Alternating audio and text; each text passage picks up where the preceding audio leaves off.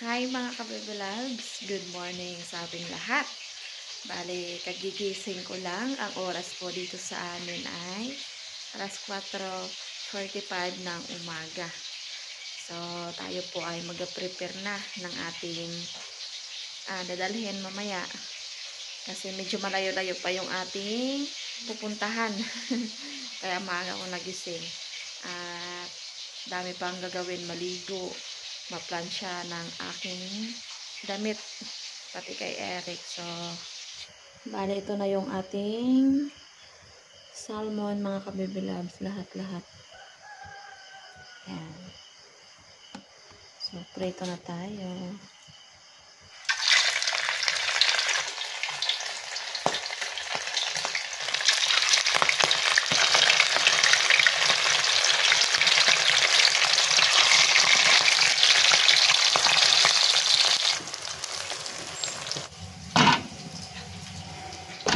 So, mga ka-baby loves, ready na kami. At hinihintay ko lang po sa Eric kasi pumunta si Eric sa baba kumuha ng galon. At lalagyan po yun ng gasolina mamaya sa daan. Medyo mura doon ang gasolin. So, doon kami magpakarga kasi tomorrow ay baka magalaot ulit sila Eric. Maghahabol na naman. Buti nga po ay pinahiram siya ng kanyang pinsan ng makina. So, ready na po yung aming dadalhin. Yan. Baon. At samahan nyo po kami mga ka-baby loves. Magsisimba muna tayo. Happy Sunday sa ating lahat dyan. Kamusta ang lahat mga ka-baby loves? Sana po ay okay lang tayo. Siyempre, kayo din. Sana ay okay lang. Hintayin ko lang si Eric. Ang tagal, kanina pa yon. Siguro nagbarites pa. Ayan mga ka-baby loves, sila kananay, masimba din. So, sasakay sila sa tricycle at mag-commute lang mamaya pagdating doon sa bayan. Galon. Ang galon. Muna kalma, baka nangalang pa yun. Kalma. Dalo pa yung kinain natin busog. Kaya nga. Kalma kasi ang dagat mga ka-baby loves, kaya hindi na lang daw nagkuha si Eric ng galon. Baka bukas ay kalma din. So, sayang lang.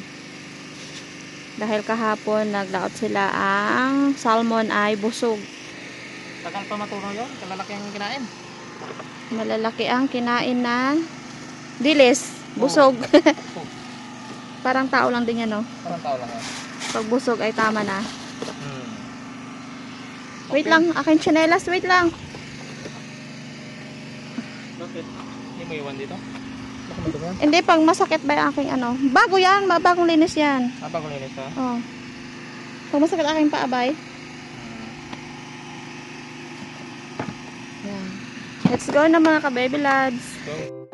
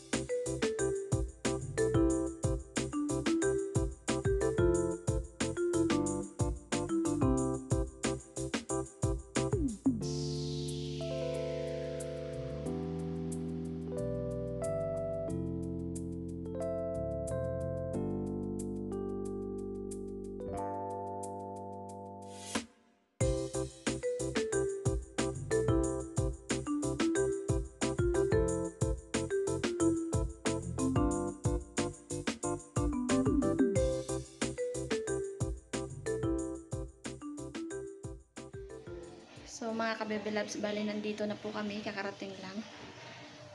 Dito pa ako ngayon sa likod. So mga ka-baby loves, bali tapos na po kami at ngayon po ay hinahanda na po namin ang pagkain para pagsalu-saluhan po namin. Ayan lahat mga ka-baby loves.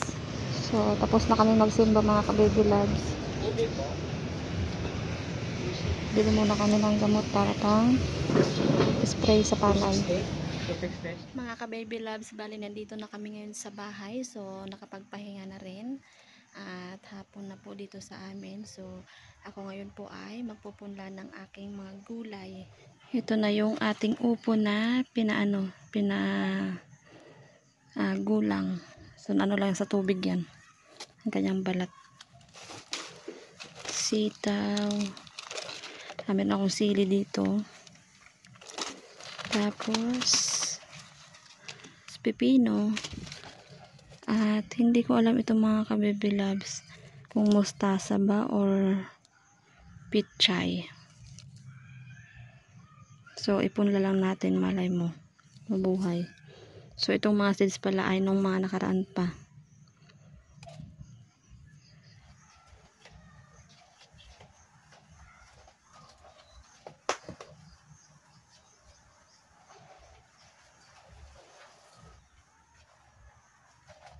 Bale, ang uunahin ko mga ka-baby loves ay yung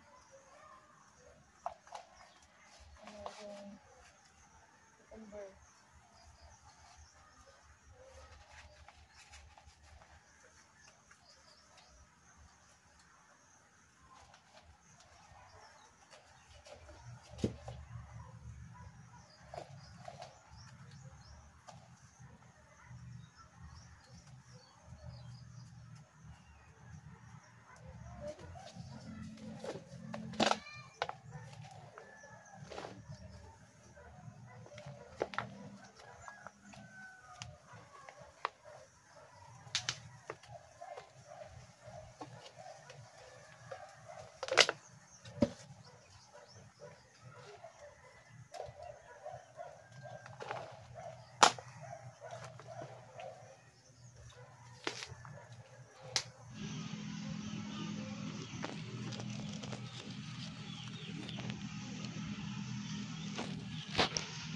Sitaw.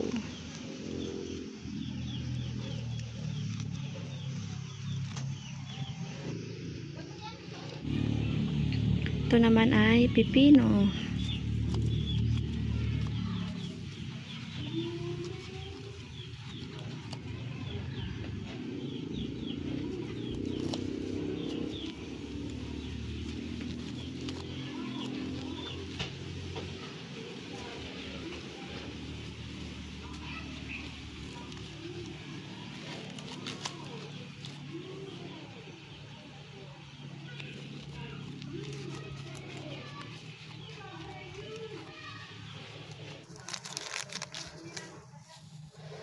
So, dito ko ilagay ang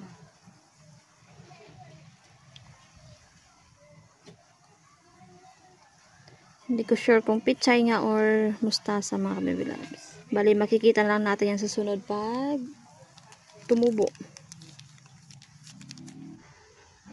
Dito naman ay sili. Siling labuyo ata ito mga ka-baby loves. Hiningi ko ito kay Ate Mary. Ayan. Kahang to.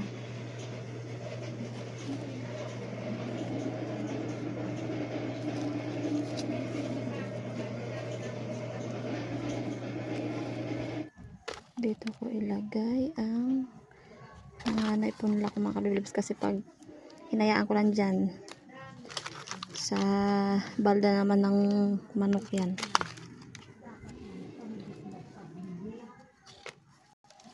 Ay!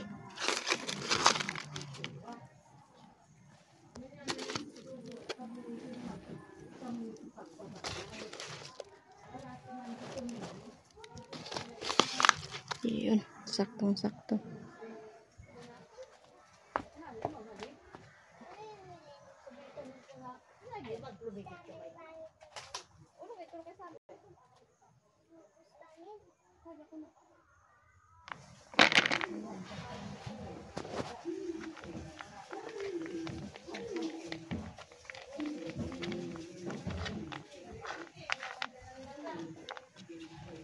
Bale, ibilad ko muna siya mga ka-baby loves. Patuyo.